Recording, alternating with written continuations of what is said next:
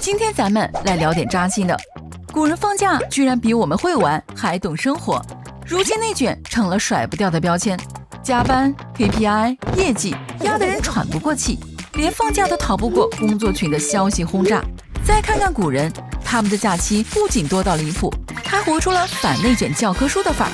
咱今天就扒一扒古人怎么用假期把生活过成诗，给咱们上一堂拒绝内卷的实操课。反内卷第一招，法定假期多到让你酸。汉朝就告5日一休沐，强制放假洗澡、洗衣、发呆，把休息权刻进 DNA。唐朝更狠，春节冬至都放7天。唐朝实行工作9天，休息1天，叫做旬休。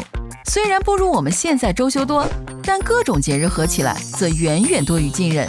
但最绝的是宋朝，全年休假120多天，皇帝过生日要放假，10连级宗教节日要放假，忌日也要放假。反观现在，法定假期东拼西凑只有13天，加班成常态，手机24小时待命。古人要是穿越过来，估计得问：你们是签了卖身契吗？李白放假干啥？向唐玄宗以弟子执信，转投游泰山，写了6组诗，捕捉到了山花一人间，五月雪中白的奇景。苏轼也很绝，在杭州当官时，放假就去游西湖，水光潋滟晴方好，山色空蒙雨亦奇，就是在闲适时看到的西湖之美。他们的假期没有 KPI 考核，只有诗酒山水和真朋友。反观咱们，放假旅游得拍9宫格打卡，聚会变成吐槽大会，连刷个剧都焦虑浪费时间。家人们，学学古人吧，放假不是为朋友圈续费，而是给灵魂放生啊！古人放假赶集市、走亲戚，拎着土特产串门唠嗑，一碗茶能聊到日头西斜。他们的社交没有点赞，只有面对面的大笑；没有拼单链接，只有呼唤的温情。现在呢，楼上邻居姓啥都不知道，家族群里只剩生热红包和帮忙砍一刀。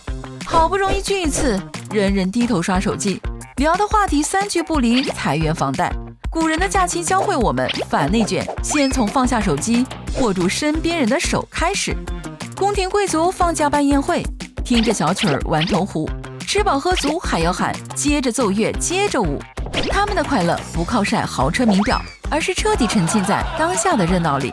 再看现在的高端社交局，酒会变招商会，度假变考察团，连打高尔夫都得递名片。古人用行动打脸内卷，真正的奢华是赶在假期里彻底不务正业。